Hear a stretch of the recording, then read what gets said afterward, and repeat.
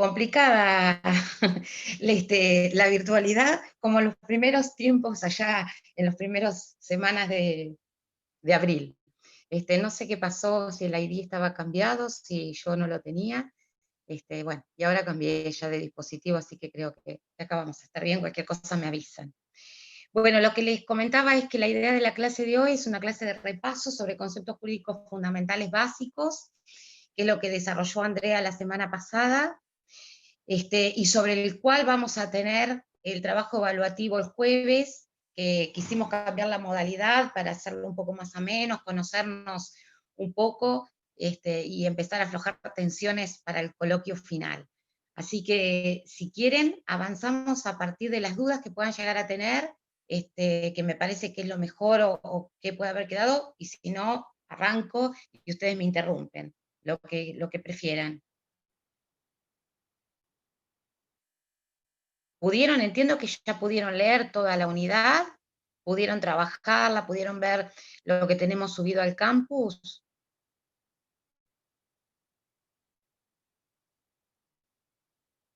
Bueno,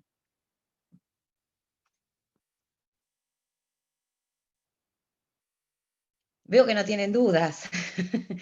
La idea, vamos para ordenarnos, la idea es, los que somos hoy en la clase, tienen idea todos de presentarse el día jueves, por ahí Rodrigo va a hacer un listadito mientras estamos en la clase, si lo quieren agregar por chat, o se comunican después con Rodrigo, porque vamos a organizar el Zoom en función de la cantidad que somos. Los que han ido presentando trabajos y demás no son la cantidad de inscriptos. Y la idea es que se haga dentro del horario de clase, por ahí si éramos muchos, lo que íbamos a hacer es, vamos a dividir para que en esta hora y media, 2 horas, de 3 a 4 y media, podamos hacerlos todos. La idea del coloquio es que ustedes puedan expresar, elegir algunos de los conceptos jurídicos fundamentales, poder empezar a hablar, consultarles o preguntarles algo de los otros y nada más. Es un trabajo práctico evaluativo más del tenor de los mismos que han tenido que hacer en las otras 3 unidades. Y bueno, la idea es que aprovechen la instancia esta evaluativa porque cuanto mejor estén todos estos trabajos evaluativos, más tranquilo va a ser el coloquio final en cuanto a lo que se les va a exigir también, porque si ustedes tienen un buen desarrollo de los trabajos evaluativos, se supone que tienen dominio del desarrollo de las unidades. Así que, bueno, yo empiezo y hago un repaso sobre el total de la unidad, y a medida que voy hablando, si les parece, ustedes me interrumpen o me preguntan lo que quieran, para poder fijar sobre todo donde tienen las dudas.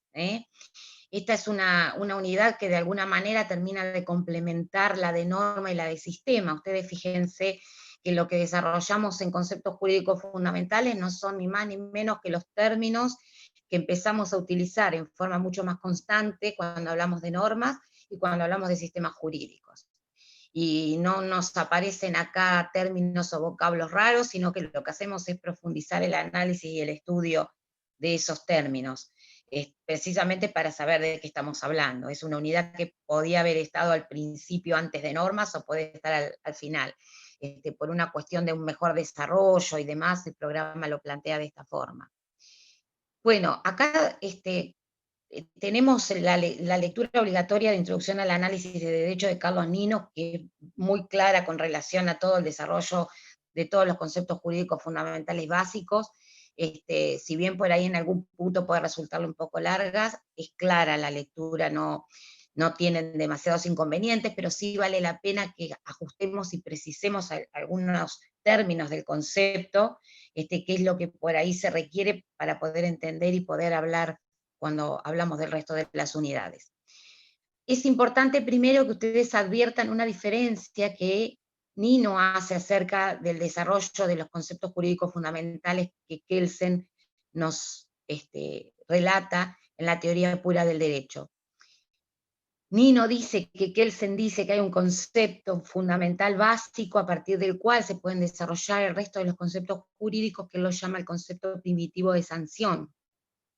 Por eso es que cuando avanzamos o iniciamos el estudio de los conceptos jurídicos fundamentales básicos, empezamos el libro y incluso Kelsen empieza con el desarrollo del concepto de sanción, porque a partir de lo que se dice del concepto de sanción, se desarrollan el resto de los conceptos jurídicos fundamentales básicos. Por eso Nino dice, es un concepto primitivo, ¿sí?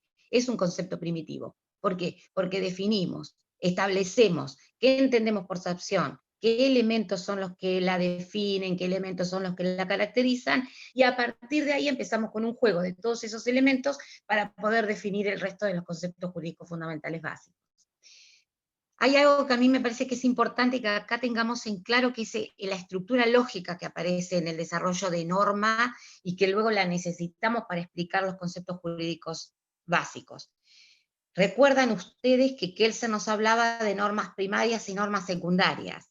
Ese esquema de la norma primaria y la norma secundaria es la que tenemos que tener en forma constante, digamos, en nuestra mente, para poder ir diseñando y explicando los conceptos jurídicos fundamentales básicos. Para quitar todo tipo de ambigüedad semántica, se podía representar la norma primaria en Kelsen de una manera, en un lenguaje formal, ¿sí? En un lenguaje lógico. Y era esta fórmula chiquitita, pero que quería decir, y hablaba de toda una institución, de cuál es la norma primaria, que es aquella que tiene la sanción, ¿sí? Y entonces, si la teníamos que pasar a un lenguaje formal, claramente podíamos transformarla en un enunciado de tipo A debe ser S. ¿Sí? ¿Recuerdan esto? Esta fórmula lógica A de acto antijurídico, acto indeseado, debe ser S. Y como esta es la estructura de la norma primaria, que para Kelsen es a partir de la cual elabora toda la teoría pura del derecho, toda la teoría acerca de las normas y toda la teoría acerca de los sistemas jurídicos, precisamente porque el elemento central que él utiliza incluso para definir a la norma jurídica es la sanción. ¿Sí? Entonces, este concepto, este elemento de sanción, es el concepto jurídico fundamental base a partir del cual Kelsen utilizará para poder conceptualizar el resto de los conceptos jurídicos fundamentales básicos, que si los vamos a enumerar, tenemos que tener en claro que son el acto antijurídico, el deber ser, la responsabilidad, la competencia, la capacidad, la persona jurídica, el deber jurídico, ¿sí? Todos estos son los conceptos jurídicos fundamentales básicos. El deber jurídico que nace implícitamente del contenido de la norma primaria, porque si la norma primaria contiene la sanción, o sea, contiene una amenaza de daño, una represión hacia una conducta indeseada, que es el acto ilícito, decíamos que la norma secundaria era un derivado lógico de la primaria, porque precisamente la norma secundaria tenía o contenía la conducta deseada, ¿sí? Que no es ni más ni menos, en términos de conceptos jurídicos fundamentales básicos, el deber jurídico, el acto lícito, el acto deseado, ¿sí? Bien. Entonces, con esta estructura, ustedes tienen el panorama para poder desarrollar todos los conceptos jurídicos fundamentales básicos. O sea, esto es esa manera de decir, bueno, cuando arrancamos con el estudio de esto no tengo que acordarme de memoria, sino que los conceptos jurídicos fundamentales básicos están buenos para que sean razonados. Los vamos razonando a medida que los vamos desarrollando con los contenidos y los conceptos que ya tenemos desde otras unidades. Por eso yo insisto, es importante que ustedes cuando se pongan a leer esta unidad, se pongan con esta estructura lógica, porque a partir de acá es muy fácil poder hablar o poder desarrollar o poder entender el resto de los conceptos jurídicos fundamentales. Si queremos ir hoy aún un poquito más profundo, un poquito más lejos, vemos que esta estructura lógica de la norma primaria, presentada en esta forma sencilla y con 3 símbolos, puede representarse en una forma mucho más extendida. Y cuando la representamos en una forma extendida, agregamos el resto de los conceptos jurídicos fundamentales básicos. ¿Sí? Ustedes fíjense que tienen en Nino el desarrollo de la estructura lógica de lo que llama la norma extendida. Esa norma extendida es esta posibilidad de que agreguemos en el antecedente o en el acto antijurídico, sujeto, ¿sí? Alguien que protagonizó, alguien que llevó adelante esa conducta, es el individuo, que en definitiva será el individuo normativo. Bien, que ese individuo, que es el sujeto que lleva adelante una determinada conducta, actuada con determinada responsabilidad, y es eso lo que se va a investigar, y es desde ahí desde donde surge otro de los conceptos jurídicos fundamentales básicos. Debe ser una sanción que debe estar aplicada en un tiempo y en un lugar determinado, ¿sí? Por una persona que se llama órgano determinada, porque ese órgano necesita competencia. Esa sanción se puede aplicar tanto a sujetos de tipo individual como a sujetos de tipo colectivo. Entonces aquí aparece el concepto de persona jurídica. ¿Qué llamamos persona jurídica? ¿Qué es persona jurídica? ¿Qué derechos tienen estos sujetos a los cuales se le aplica la norma? ¿O qué derechos no tiene? Que son los que tienen esta relación con el derecho objetivo, que no es ni más ni menos que facultades, atribuciones, distintos sentidos del derecho objetivo, que es lo que se ha dado en llamar el derecho subjetivo. Y luego, claro está, la posibilidad de actuar de acuerdo a lo que no dice la norma, que es en definitiva en términos de Kelsen, actuar en forma correcta, porque la norma primaria está para reprimir y para sancionar actos indeseados, porque dice la generalidad de la gente actúa en forma correcta, que eso se da en términos de conceptos jurídicos fundamentales básicos, el nombre de deber jurídico, que no es ni más ni menos que el acto lícito. Bien, esto es como para hacer una introducción al tema. Arranquemos por el concepto de sanción y empecemos a ver cuáles son los elementos que constituyen la sanción. ¿Qué elementos son los que determinan la sanción? ¿Qué característica tiene que tener la sanción para que sea el concepto jurídico fundamental básico a partir del cual se puedan desprender o conceptualizar el resto? Entonces, la sanción, cuando comenzamos con sus elementos, vemos que hay una diferencia que tenemos que hacer, que es esto de que aparece la posibilidad de que sea un acto coactivo o un acto coercitivo.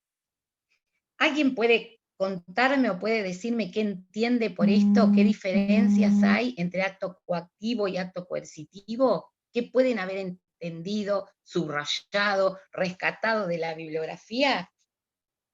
¿Quién se anima?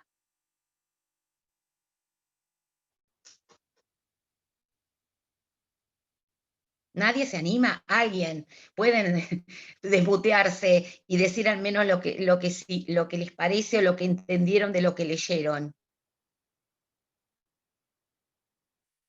Ni siquiera para leer la bibliografía. Bueno, Profe, acá tenemos, sí, adelante. ¿puede ser que el acto coactivo era cuando prescribía una norma? ¿Puede ser? ¿Que el acto Una, coactivo, perdón? cuando prescribía una norma, digamos, es coactivo cuando se dicta una norma. ¿Puede ser que sea eso? Tiene que ver con la aplicación de la fuerza. ¿Quién está hablando? Que no lo veo en el celu. Manuel, Decime tu pues nombre. estoy del celular, por eso. Manuel, ¿qué apellido? Solibella. Es para anotarte un puntito a favor, porque hablaste, por eso. Ah, bueno. Es para Muchas gracias. registrarte, quédate tranquilo, porque si se Está animan, bien, está bien. entonces es un punto a favor para el jueves. Tiene Bueno, que ver, prefiero que lo relaciones con el uso o la relación que tiene con la aplicación de la fuerza.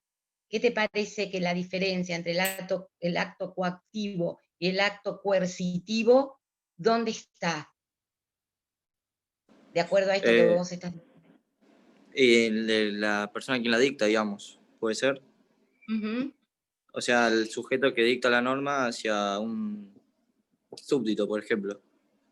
Bueno, Y esto tiene que ver más que con la persona que la dicta, es con la persona que la tiene que cumplir, ¿sí? Porque se dice que la sanción es un acto coercitivo porque es un acto de amenaza a quien está destinado a cumplir la sanción. O sea, tenemos a alguien que cometió un ilícito, tuvo todo un proceso, fue condenado a una pena de prisión. Resulta que no quiere ir, no quiere ir voluntariamente, le someten a proceso, se lleva adelante el juicio, supónganse un juicio oral, los tribunales, el tribunal condena y le dice que tiene que cumplir con una pena de 5, 7, 10 años de prisión, lo que se les ocurre. Resulta que el condenado no quiere, no se mueve, no quiere ir, o prefiere irse a su casa. ¿Qué les parece? ¿Dónde está el elemento coercitivo o coactivo en el concepto de sanción, que es lo que queremos recalcar? ¿Que no lo cumple? ¿Cómo? ¿Que no lo cumple? Claro, ¿puede no cumplirlo? Creo que sí. Supongo que Si, sí. si te condenan a una pena de prisión, ¿podés irte a tu casa? No, tenés que cumplir la ley, pero... ¿Y cómo hacemos para que cumpla con esa orden, con esa ley que es una norma individual? aplicando la sanción. Bien, la sanción es precisamente que fue condenado a 10 años de prisión. Decide irse a su casa. ¿Cómo hacemos o cómo hace el órgano para que cumpla?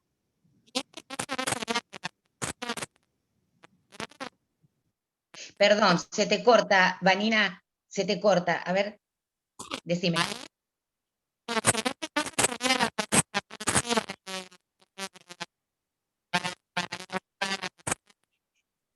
¿Qué puede utilizar el órgano jurisdiccional para obligarlo a cumplir la sanción? El efecto coactivo. ¿Qué cuál es? La fuerza. La fuerza, ¿sí? La fuerza propia. Exacto. Entonces, a ver, yo lo que quiero que ustedes diferencien esto, que la sanción comprende la posibilidad de ejercer la fuerza. No siempre no siempre para aplicar la sanción debe aplicarse la fuerza, porque encontramos un individuo condenado, ¿sí?, que se le aplica una determinada sanción y voluntariamente se somete a la sanción. Entonces, el acto fue de fuerza latente. Ahora, si nos encontramos con alguien que se resiste, tenemos toda, o el órgano jurisdiccional tiene toda la fuerza de la policía o de la autoridad para arrastrar por la fuerza al reo que no colabora, así tal cual es como lo van a encontrar en el libro. Entonces, esta diferencia de acto coactivo y acto coercitivo es precisamente que podamos diferenciar que la sanción contempla la posibilidad de aplicar la fuerza si el reo no colabora, porque en realidad es un acto de fuerza latente, ¿sí? Es latente. Se obliga a alguien a que cumpla con determinada condena, y cuando ese alguien o ese individuo no colabora o no acata esa orden, entonces ahí se utiliza propiamente la fuerza y es compelido en forma obligatoria a cumplir con ese acto determinado que constituye uno de los primeros elementos de la sanción. Entonces, esta posibilidad de ejercer la fuerza, este acto coercitivo de fuerza actual o latente, ¿sí? Actual o latente. Cuando no colabora, se aplica efectivamente. ¿Qué es el otro elemento importante que tenemos que tener en cuenta acá? ¿Quién puede aplicar la sanción? ¿Quién les parece que puede aplicar? ¿El juez o, El juez. o una autoridad Bien. normativa? Autoridad normativa. El Claro. juez o autoridad normativa, en términos de conceptos jurídicos fundamentales básicos, ¿cómo se llama? ¿Cómo? Órgano, muy bien, órgano, ¿sí? Es el órgano. Ahora, ese órgano, ¿qué tiene que tener para poder aplicar una sanción? ¿Cómo se llama en términos de conceptos jurídicos fundamentales básicos esa facultad que el órgano tiene para aplicar la sanción?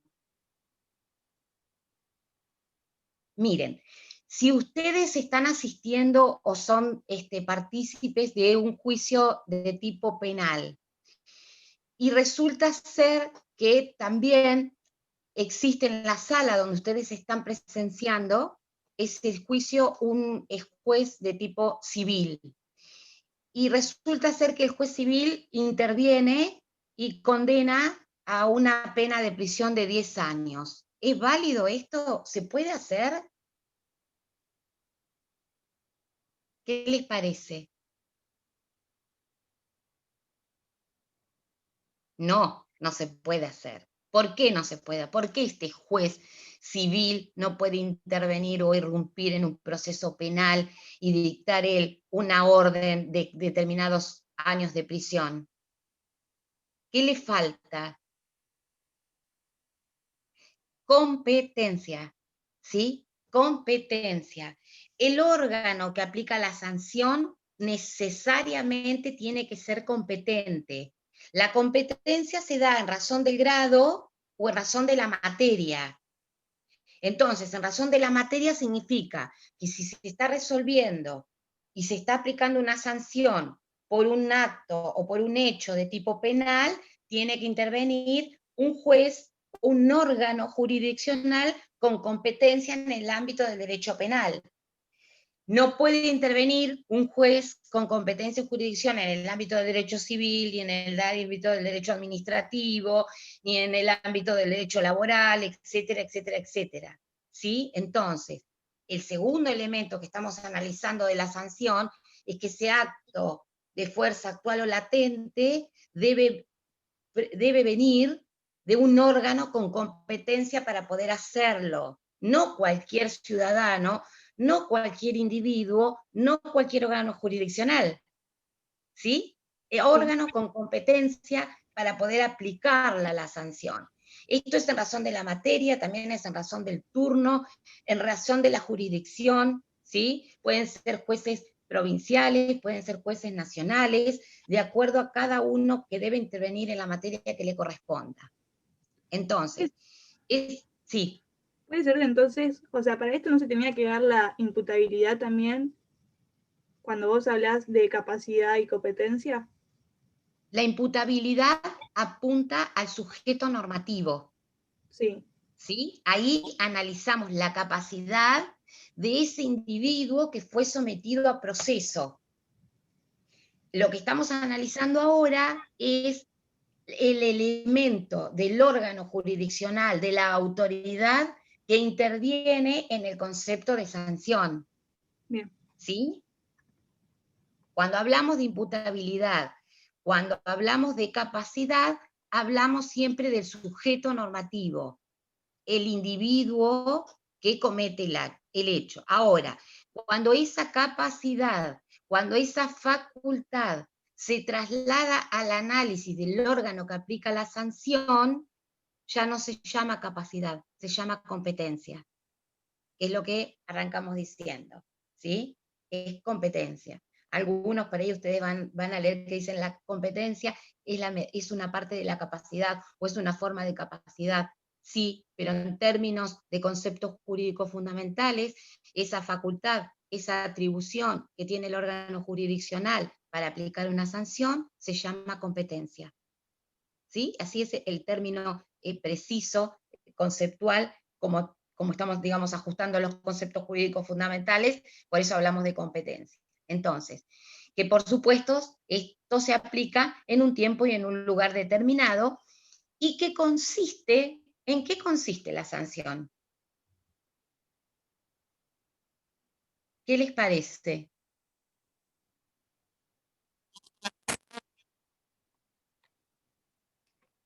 ¿Perdón?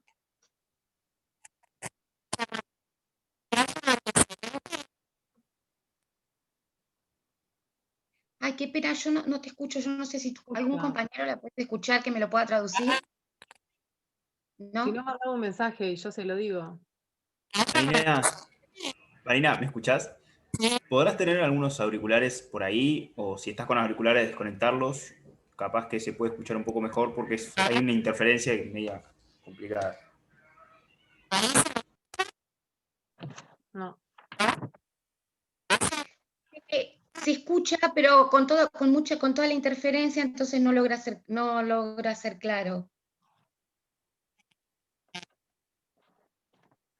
Bueno, entonces estábamos, ¿qué les parece? ¿En qué consiste la sanción?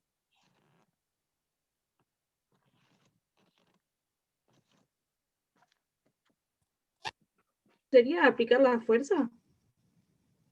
Como lo que decíamos hoy. Tipo, que No consiste en un acto coercitivo y cuando se da la sanción, se da como la fuerza de que si el individuo no colabora, se le aplica la sanción. O sea, Ahí como está que se podría Evelyn. efectivizar algo, como para que la gente se sienta como obligada, porque si no tiene como una sanción. Bueno, No. el tema es, está bien lo que estamos diciendo, que es lo que estábamos diciendo el concepto. Ahora, cuando decimos que es esta posibilidad de ejercer la fuerza por el órgano jurisdiccional con competencia para poder hacerlo, ¿y que consiste en qué? Tenemos que decir, y ahí Evelyn me dice, consiste en la privación de un bien. Sí, exacto, es correcto, la privación de un bien. En eso consiste la sanción, en privar a alguien de un bien. Y entonces tenemos el desarrollo del concepto de sanción que nos explica el término genérico o el concepto genérico de bien, o sea, bien entre comillas. No es solamente la privación de un bien en cuanto apunta solo a la pérdida de algo material, sino que bien es entendido en su más amplio aspecto, porque la sanción puede recaer sobre qué. ¿Cuáles son ejemplos que se les ocurre a ustedes de sanción? No, no se escucha. Escribilo si querés. Vanina, podés escribirlo. Cuando decimos que consiste en una privación de un bien, y si yo les pido a ustedes y les digo, bueno, ¿cuál sería un ejemplo de una sanción en una norma? ¿Qué se les ocurre? ¿Qué se les viene a la cabeza o qué se les representa? Puede ser el de matar a otro que puede ser condenado de prisión de 8 a 25 años. Bueno, ¿cuál sería la sanción entonces? La sanción sería la prisión y matar sería el antecedente. Bien, bien. La sanción, digamos, la privación de un bien, en este caso, es la pena de prisión. Bien. O sea que acá estamos hablando de bien. ¿Cuál es el bien en la pena de prisión? ¿Cuál es el bien en la pena de prisión? Ser libre. Es la libertad, la libertad, la libertad. ¿Sí?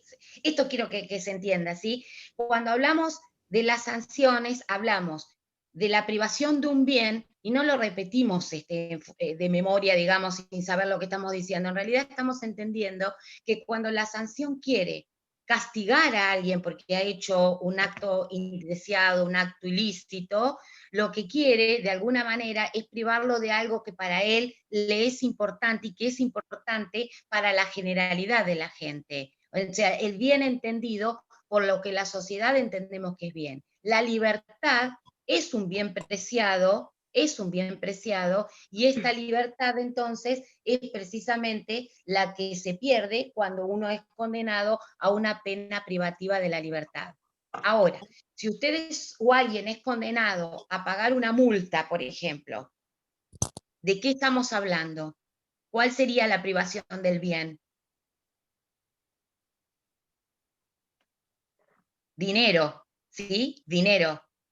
Si estamos hablando de el remate de un inmueble o el remate de un auto para cancelar una deuda prendaria, hipotecaria, lo que se quiera, ¿de qué estamos hablando ahí? La privación del bien, ¿cuál sería? El inmueble o el auto, ¿sí? Bien en el sentido de algo corpóreo, algo material. Cuando hablamos de la libertad, no es algo corpóreo, pero también es entendido como bien. Y en los países donde existe la pena de muerte, la vida también es un bien a la hora de entender esta privación de un bien en el concepto de sanción. ¿Sí? ¿Se entiende? Entonces, todos estos elementos, todos estos aspectos que vamos desmenuzando, que vamos hablando y los vamos tratando de desarrollar, son los que conforman el concepto de sanción, ¿sí? A partir del cual todo este desarrollo nos hace entender cómo empiezan a interactuar el resto de los conceptos jurídicos fundamentales básicos. ¿Por qué? Porque ahora podemos plantearnos, bueno, pero ese antecedente de la norma, ¿qué es? No es ni más ni menos entonces que la conducta indeseada, que la conducta ilícita. Pero en términos de conceptos jurídicos fundamentales básicos, recibe el nombre de acto ilícito, ¿sí? El acto ilícito que no es ni más ni menos que el antecedente de la norma en la norma primaria de Kelsen. En esta estructura lógica cortita que tenemos, dado A debe ser S, dado acto antijurídico, dado acto indeseado, debe ser la sanción, ¿sí? Cuando ustedes leen esto en la bibliografía van a encontrar que Kelsen, cuando desarrolla toda la teoría acerca del acto ilícito, habla de distintas definiciones. La primera definición que Kelsen nos propone de acto antijurídico es esta, el antecedente de la sanción. Luego le parece que está incompleta, que tiene que mejorarla y agregarle algunos otros elementos, entonces trata de ir perfeccionándolo, y entonces agrega el tema de la responsabilidad también en el concepto de acto antijurídico. Sí, ahora vamos a hablar de delito. Estamos, para los que me están preguntando, Vanina, cuando hablamos de acto antijurídico lo planteamos en toda la teoría en general, y luego cuando lo pasamos al ámbito de la dogmática penal, ahí hablamos pura y exclusivamente de delito, ¿sí? Kelsen por eso nos habla en principio de acto antijurídico como una forma mucho más amplia para toda la teoría del derecho. Y entonces cuando evoluciona acerca de cómo mejorar esta primera definición de acto antijurídico, porque le parece que quedarnos solo con esto de que es el antecedente de la sanción termina resultando incompleto, agrega la responsabilidad y agrega que también puede en la segunda definición incorporar aquel que lo cometió, aquel que es responsable por esa conducta indeseada o ese acto ilícito. Luego se da cuenta que en esta segunda mirada o en este segundo aspecto de la definición queda fuera todos aquellos tipos de responsabilidad que son cometidos por otras personas y que tienen que terminar respondiendo, como son los casos de responsabilidad indirecta. Y entonces dice, bueno, agreguemos a una tercera mirada en la de la definición, que es toda aquella conducta indeseada, todo antecedente de la sanción que comete una persona, un individuo y o sus allegados.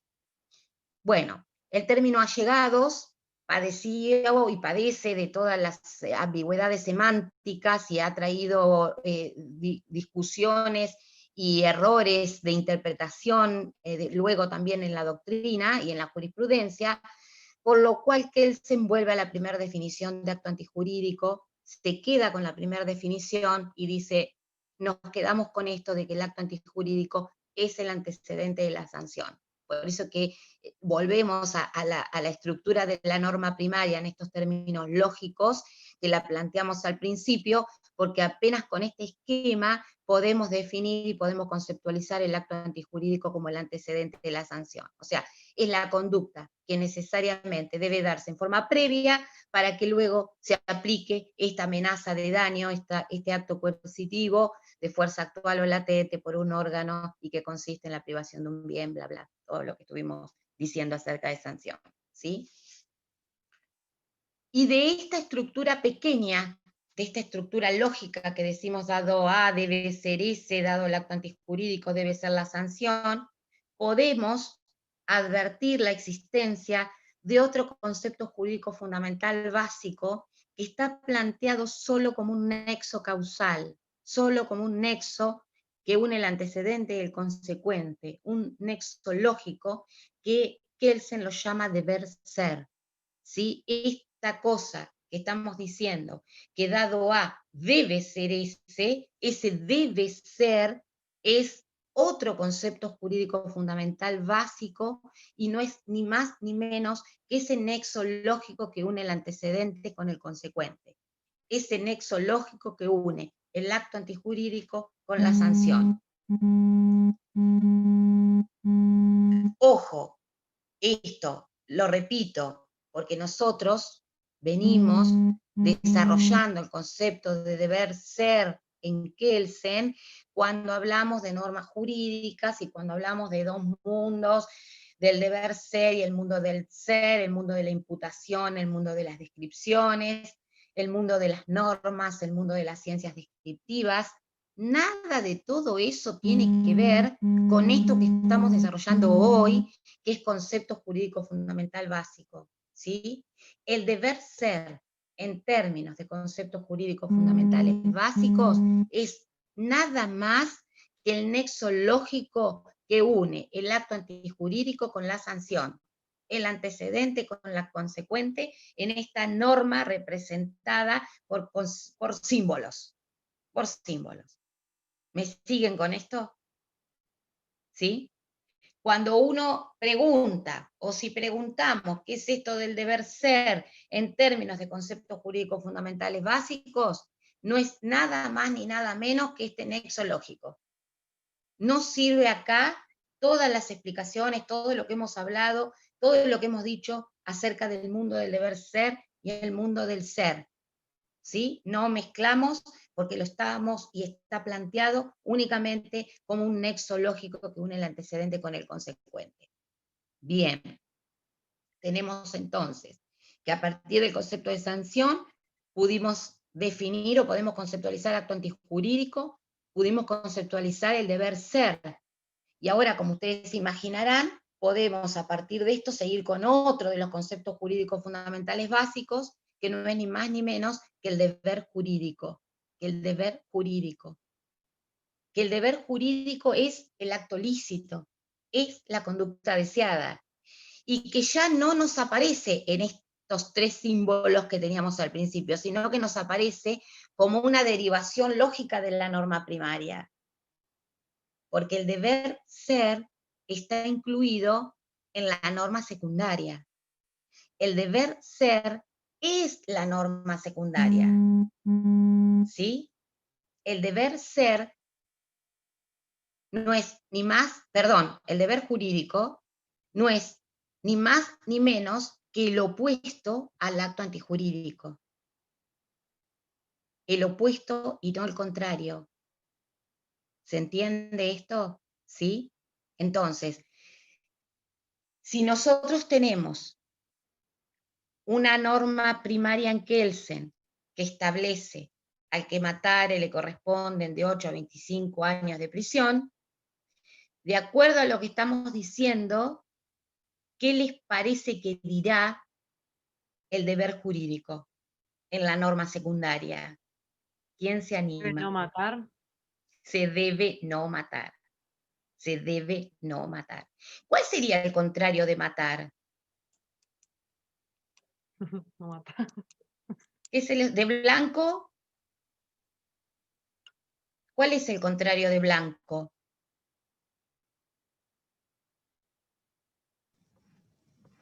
¿Quién se anima? Blanco, negro, lindo, feo, rubio, morocho. Esos son los contrarios, ¿sí? Pero acá no estamos hablando de contrarios, estamos hablando de opuesto. Por eso hablamos del se debe no.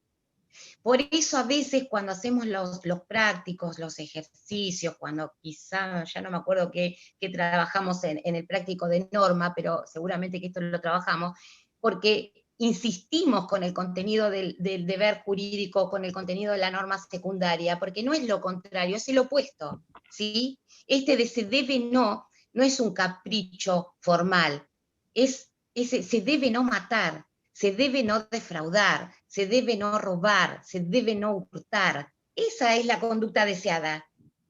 Ese es el acto lícito. Y ese entonces, en términos de Kelsen, es el contenido de la norma secundaria. ¿Sí? Sí. Entonces, sí. ¿Qué quieren agregar? No. Bien, bien. Entonces, tenemos el opuesto y no el contrario, ¿sí? Precisamente porque el espíritu de la norma secundaria es que el ciudadano, que nosotros, que los individuos, actuemos de acuerdo a conductas deseadas.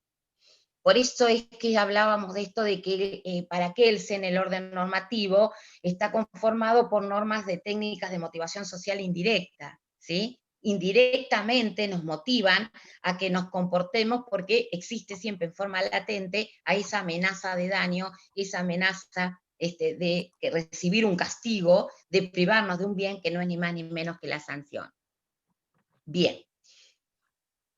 Volviendo al acto antijurídico y volviendo al antecedente de la norma primaria, decíamos que ese acto antijurídico, en la teoría de Kelsen y en la teoría general del derecho, recibe el nombre de acto antijurídico, acto indeseado, pero sí tenemos que nosotros saber que en el ámbito de la dogmática penal recibe el nombre de delito, ¿sí? En el ámbito de la dogmática penal recibe el nombre de delito.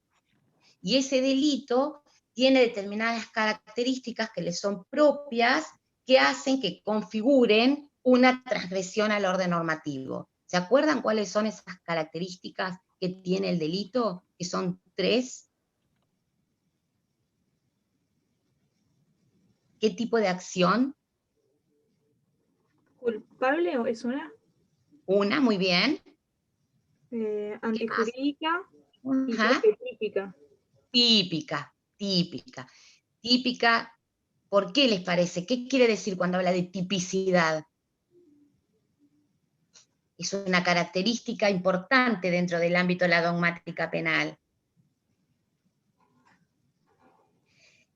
Sepan ustedes que cuando hablamos de delitos y cuando hablamos de derecho penal, son delitos únicamente aquellas acciones que están tipificadas, ¿sí? Que están nominadas, que están enumeradas en la ley penal, en el Código Penal, y que tienen prevista una sanción para el caso de que se cometa o que se lleve adelante ese tipo de acción.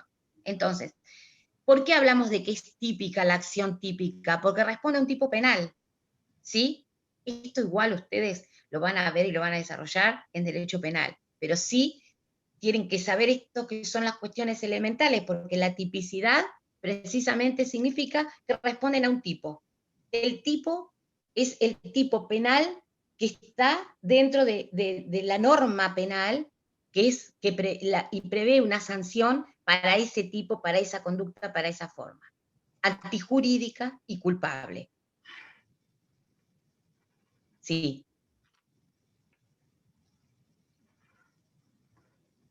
Antijurídica, ¿qué significa? Ese tipo, ¿de qué tipo fue? ¿O de qué tipo tiene que ser esa conducta? Tiene que ir contra las normas, ¿sí? Tiene que ir contra esta posibilidad de llevar adelante actos o conductas deseadas. Por eso hablamos de antijurídica.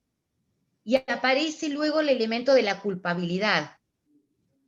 Algunos también culpabilidad, que también lo llama imputabilidad, ¿sí? Que es lo que preguntaban hoy cuando hablábamos de delitos, de las conductas imputables y demás. La culpabilidad, que a su vez tiene 2 aspectos generales, que uno es el de la intención y otro es el del descuido, el de la culpa, el de la negligencia. O sea, cuando se caracteriza al delito y se lo caracteriza como este elemento de culpabilidad, está apuntando a este elemento subjetivo. Y es acá donde luego se evalúa si ese individuo actuó con intención de llevar adelante ese acto, o sea, mató porque se tomó un cuchillo, fue y se lo clavó en el pecho a otro con la clara intención de dañarlo, de matarlo, o si no tuvo la intención de matarlo, pero no tomó los cuidados necesarios y sin embargo lo golpeó más de la cuenta, pegó una trompada y con la trompada cayó sobre el cordón de la vereda y eso produjo una fractura de cráneo y con eso le produjo la muerte. Entonces habrá que ver si este tipo de conducta tuvo intención o tuvo negligencia, ¿sí? La negligencia, que es la falta de cuidado, la falta de diligencia, el no prever las consecuencias que podían haber previsto. Entonces, cuando hablamos de la culpabilidad, hablamos de todos estos aspectos que se contemplan también dentro de la definición de delito, dentro de la dogmática penal. Cuando volvemos y estamos siempre dentro del ámbito del sujeto normativo, ¿sí? de este individuo que lleva adelante determinados actos, cuando este sujeto o este individuo comete un acto ilícito, lo puede hacer con la clara intención, eso se llama dolo, o lo puede hacer por falta de las diligencias, cuidados, y esto que estamos hablando, y se llama culpa. Ahora, aparece acá, en este entorno, un nuevo concepto jurídico fundamental básico, ¿cuál es el de responsabilidad? ¿Sí? El de responsabilidad. ¿Qué significa? ¿Qué es la responsabilidad? ¿Qué es ser responsable? ¿Se acuerdan ustedes qué nos dice Kelsen acerca de la responsabilidad? Que va a haber 4 sentidos. Bien. ¿Y qué sería la responsabilidad?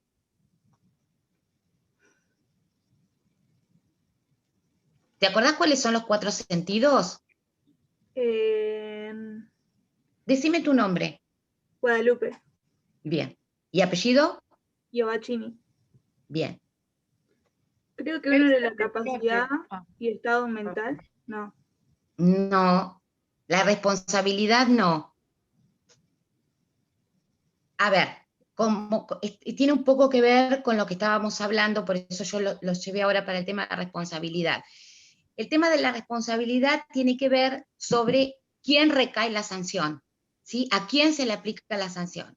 Es responsable aquel sujeto, aquel individuo donde recae la sanción, quien debe cumplir con la sanción. Sí.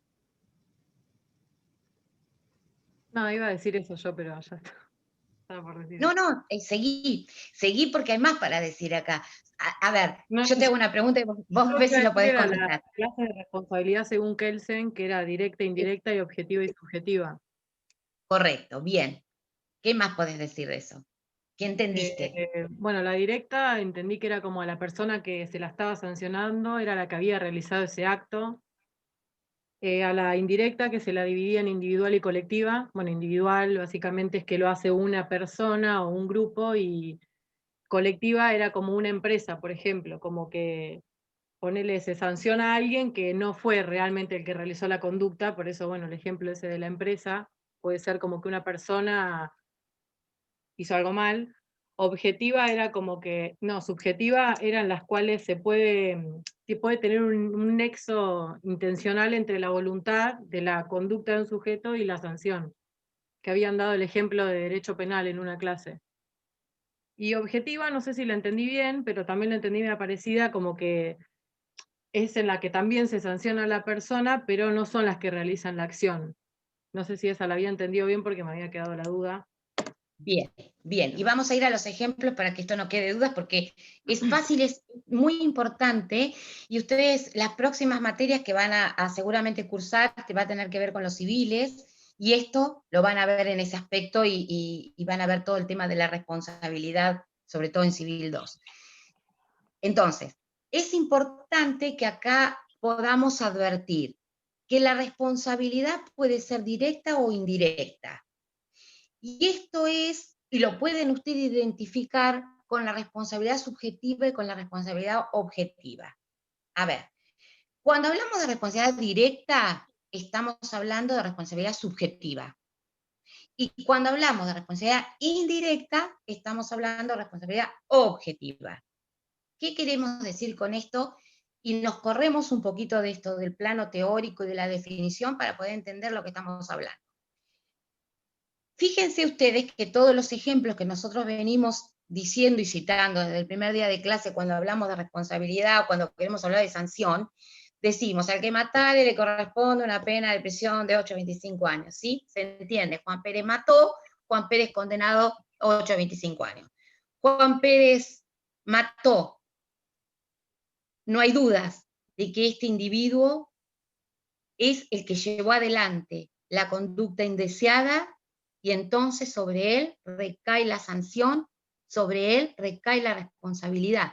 Esto es directo, ¿sí? Ahora, si esa acción de matar la llevó adelante con clara intención de provocar un daño, habrá dolo, y si la llevó adelante por falta de cuidados, de diligencia, habrá culpa. En ambos casos, dolo o culpa, hay responsabilidad subjetiva y recae sobre la misma persona que lleva adelante esa conducta indeseada, ese acto ilícito. ¿Sí? Entonces, esto es responsabilidad directa, esto es responsabilidad subjetiva. Ahora, ¿qué pasa cuando quien responde por un determinado acto indeseado no es la persona que lleva adelante el hecho, no es la persona que cometió el hecho? Y esto se ve claramente en las responsabilidades que provienen de los delitos de tránsito, ¿sí? El típico ejemplo de un menor que conduce su auto y ese menor lesiona a un peatón, ¿y quién responde por los daños y perjuicios que ese peatón recibió o por el cual ese peatón debe ser indemnizado? El ¿Es adulto. claro? Bien, bien. Ahora, yo te pregunto, antes de dar la respuesta que iba a dar, te pregunto, si ese menor actuó con dolo o con culpa, no importa, y es condenado finalmente a una pena de prisión, ¿quién responde por esa pena de prisión?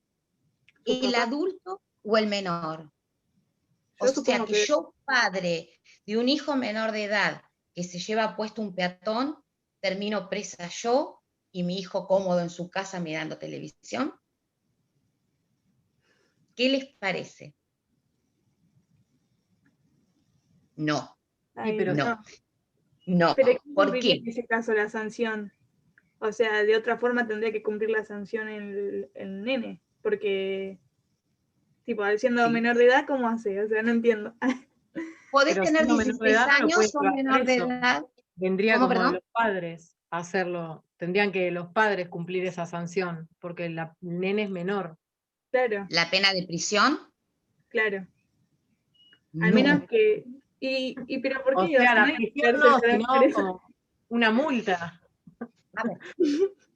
Siempre, siempre, siempre, siempre regla. Siempre la responsabilidad objetiva o indirecta es de tipo civil. Pagamos, respondemos por los daños y perjuicios. ¿Sí? Siempre, siempre la responsabilidad objetiva o indirecta es de tipo civil. Ahora, la responsabilidad directa o subjetiva siempre es la penal y recae siempre sobre el sujeto que lleva adelante el acto. Si es menor de edad, ¿sí? O mejor dicho, de acuerdo al régimen que tenemos previsto para menores, habrá No que puede ver dar el si permiso. puede haber estado conduciendo un menor de 10 años, ¿sí? Y se lleva por delante un peatón, y en todo caso habrá que ver la ley de procedimiento para menores que marca si tiene que ir en un instituto especial, si tienen penas diferentes, lo que se quiera. La responsabilidad, pues sí, no se le va a otorgar la licencia de conducir, si tiene que someterse a algún tipo de tratamiento psiquiátrico, psicológico, lo que se les ocurra. La responsabilidad directa y subjetiva es siempre sobre la persona que comete el daño.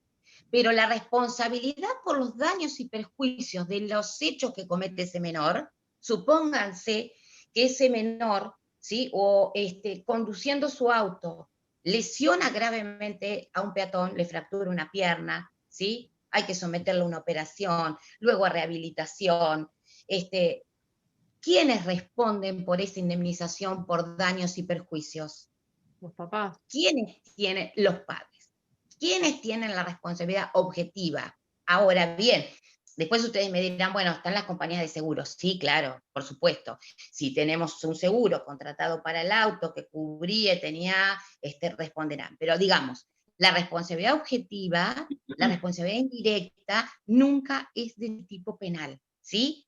Regla para que nos grabemos, para que estas cosas enseguida nos ubican y nos dan la pauta de dónde estamos parados. Siempre la responsabilidad objetiva, siempre la responsabilidad indirecta, porque es indirecta, ¿por qué? Porque respondemos por hechos o acciones de otros. Claro. Siempre es de tipo civil, jamás de tipo penal. Jamás de tipo penal, ¿sí? Por eso que cuando hablamos de delito hace un ratito, hablábamos de la culpabilidad como el tercer elemento característico de este tipo de conductas.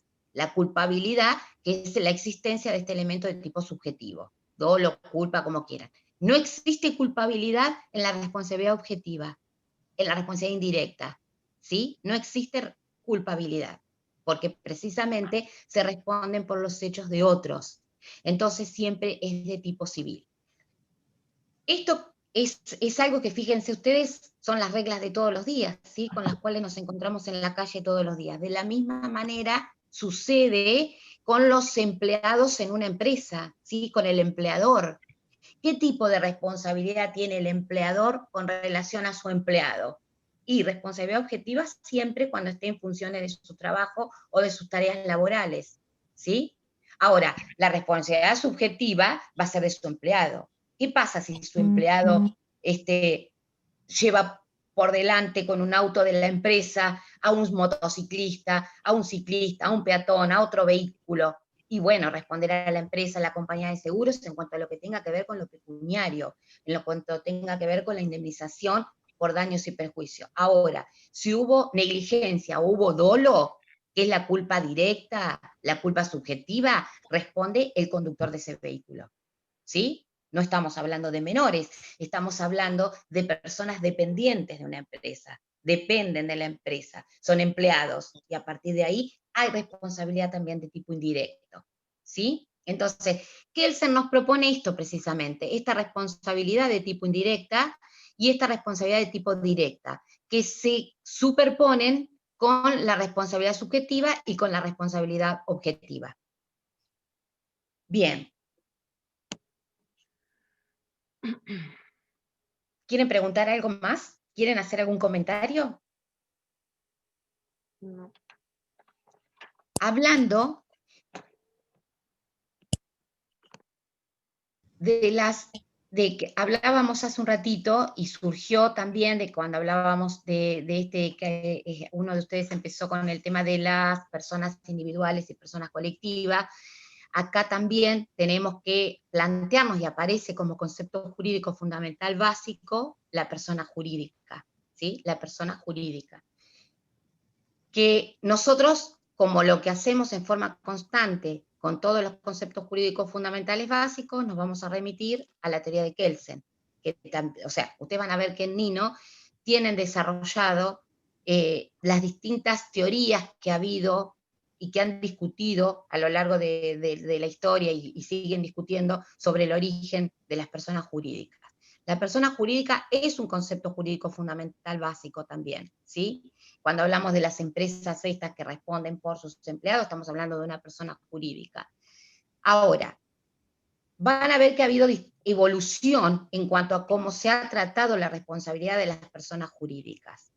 Lo que es importante, y nos quedamos con la teoría de Kelsen, que Kelsen va a terminar, digamos, resumiendo de alguna manera todo el desarrollo de la persona jurídica, diciendo que nuestra legislación, nuestro Código Civil dice todo ente susceptible de adquirir derechos y contraer obligaciones, eso es persona jurídica, y lo llama ente.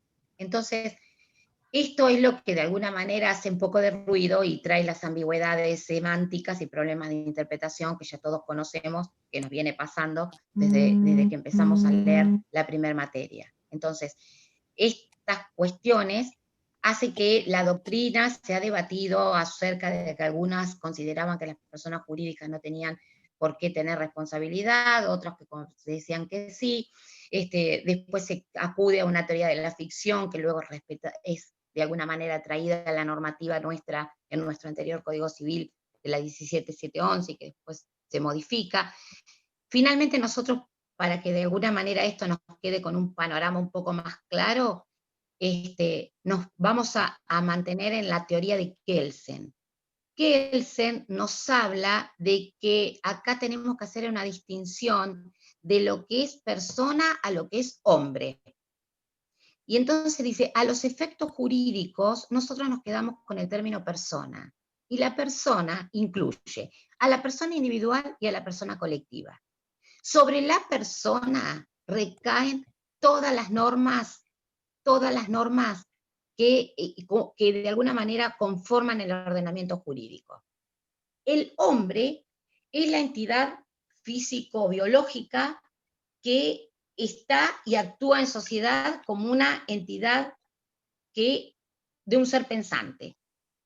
Ese hombre, entre comillas, no le interesa al derecho, no le interesa porque ese hombre actúa en función de sus acciones. Lo que le interesa al orden jurídico y al sistema normativo o al sistema jurídico es la persona. Cuando alguien va a aplicar una sanción, la va a aplicar sobre una persona.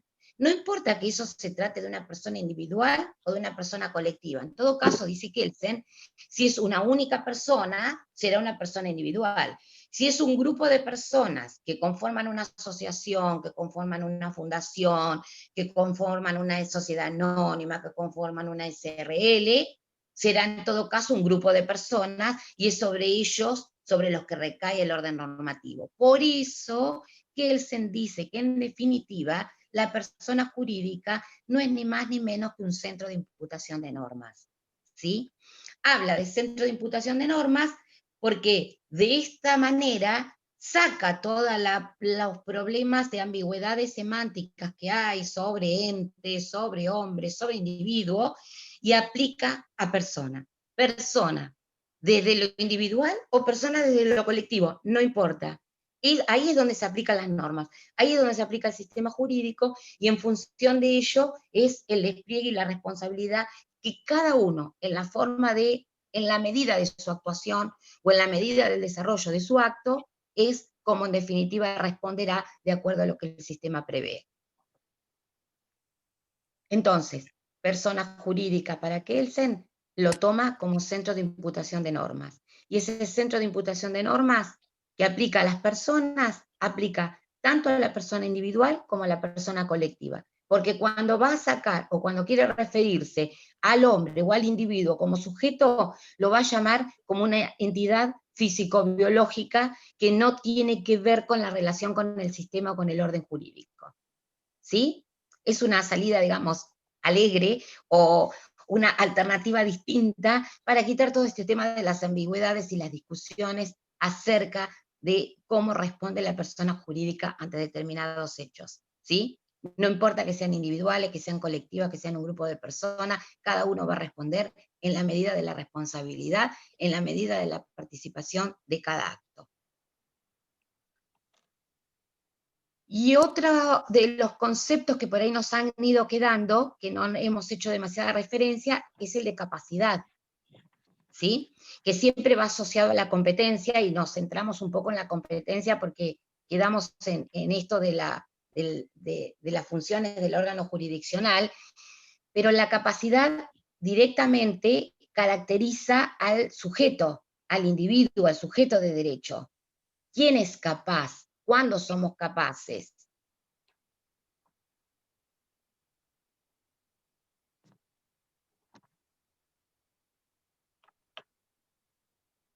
Bien, generalmente no, en nuestra legislación, en nuestro código, las capacidades están tratadas por las incapacidades. O sea, fíjense ustedes que si se ponen a leer el Código Civil, se van a encontrar con que no se habla directamente, se habla en un artículo, una referencia para conceptualizar la capacidad, sino que se van a decir, bueno, cuando hablamos de capacidades hay que hablar de incapacidades, porque hay incapacidades de hecho e incapacidades de derecho, ¿sí?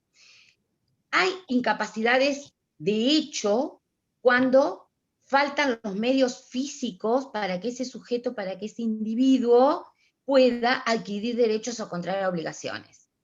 Y acá estamos hablando de, por ejemplo, las personas por nacer. Ahora, hay incapacidades de derecho.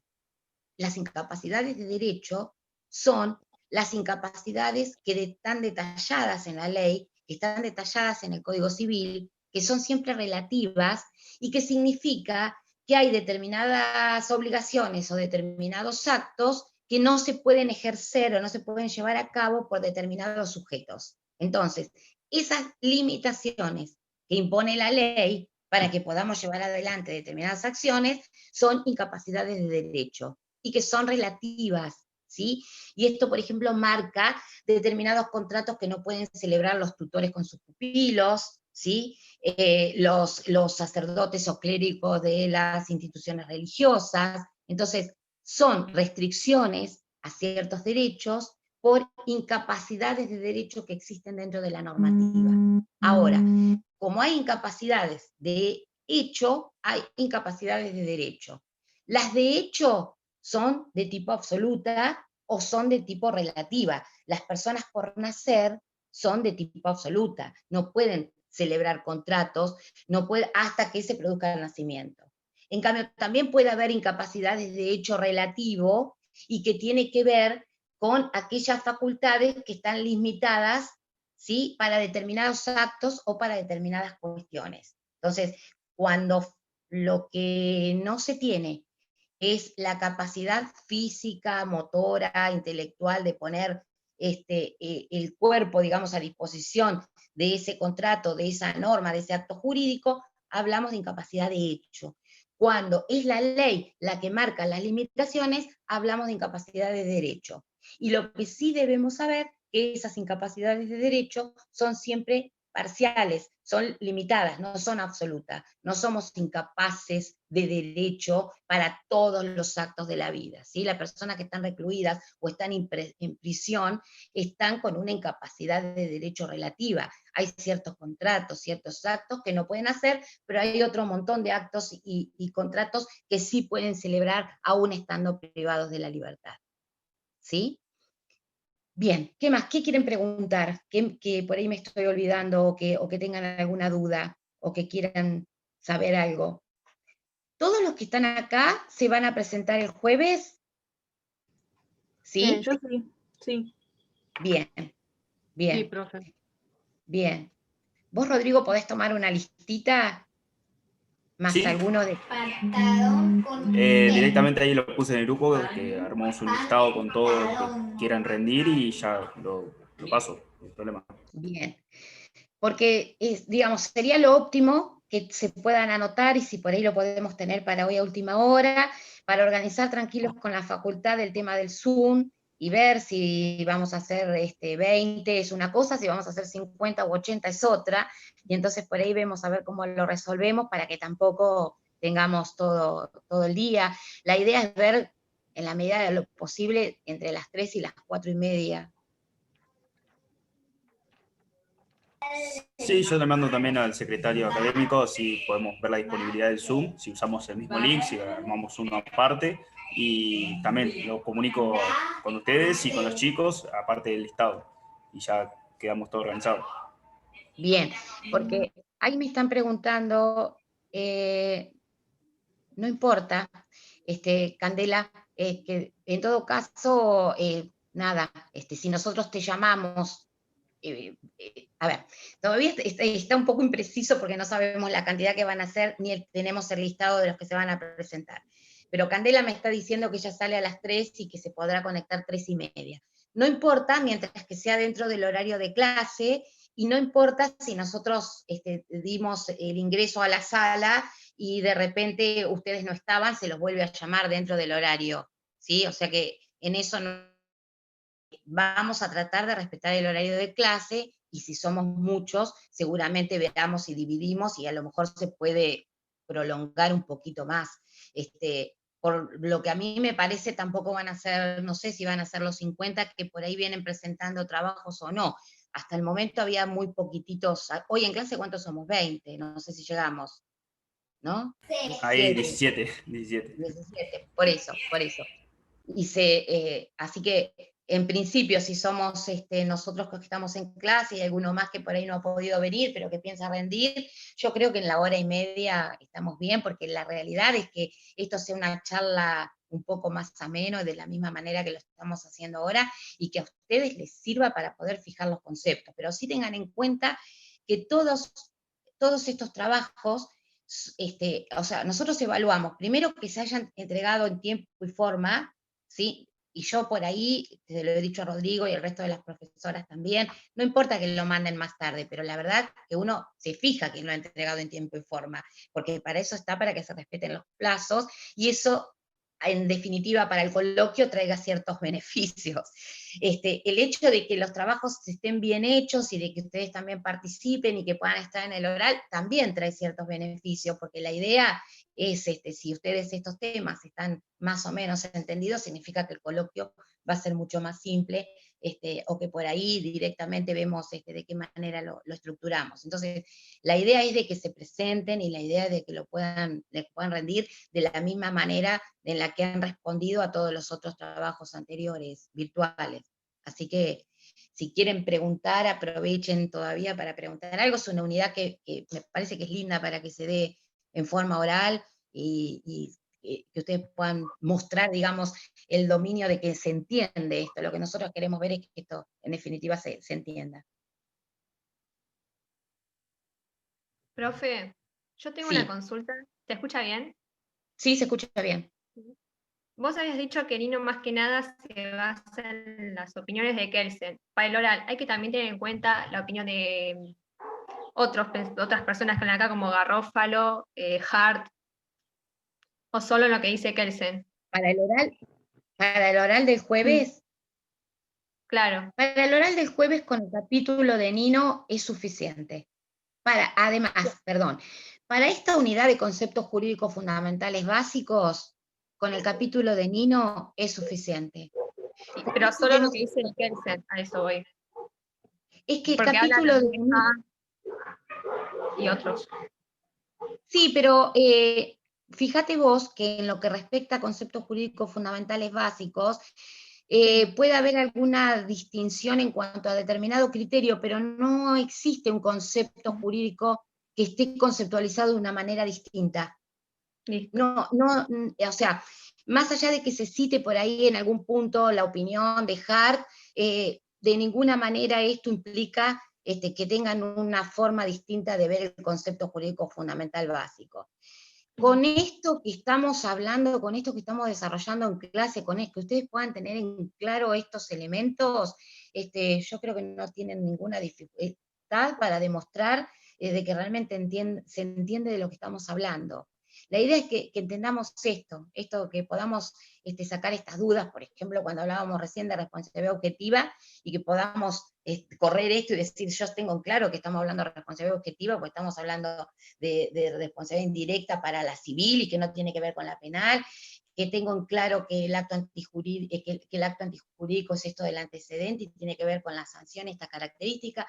Esto que estamos charlando, que es en definitiva lo que también se pide históricamente en el coloquio, o que se pide siempre. Como más general. ¿Por más que qué? Que más general, por ahí. La idea es que ustedes puedan llevarse una idea clara de esto. Claro. Sí, sí. ¿Sí?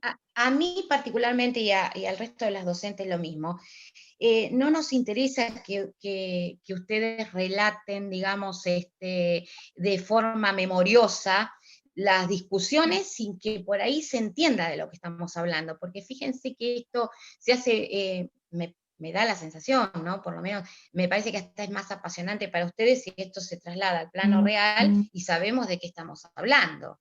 Y esa es la idea precisamente, esa es la idea. Así que con que ustedes aborden la lectura del capítulo de Nino, van a estar perfectos para poder rendir el oral. Sí. Bueno, no sé quién más quiere preguntar.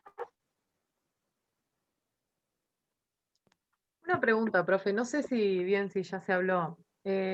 Kelsen distingue, puede ser que en una parte de Nino dice que distingue sentidos de derecho subjetivo distintos. Eso también hay que rendirlo, ¿no? Sería parte. No lo hablamos, es verdad. Derecho como Sí, equivalente no prohibido, de autorización. sí. Para tener en cuenta que Kelsen dice que en realidad el derecho es el derecho objetivo y lo que tiene son distintos sentidos. Para hablar de derecho subjetivo hay que hablar de los distintos sentidos del derecho objetivo.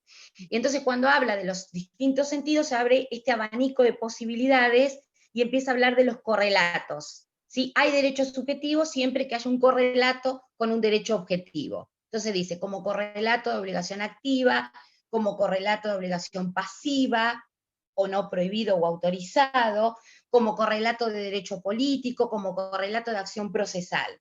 A ver, el derecho subjetivo termina siendo un correlato del derecho objetivo. El derecho subjetivo es el orden normativo, es ese conjunto de normas.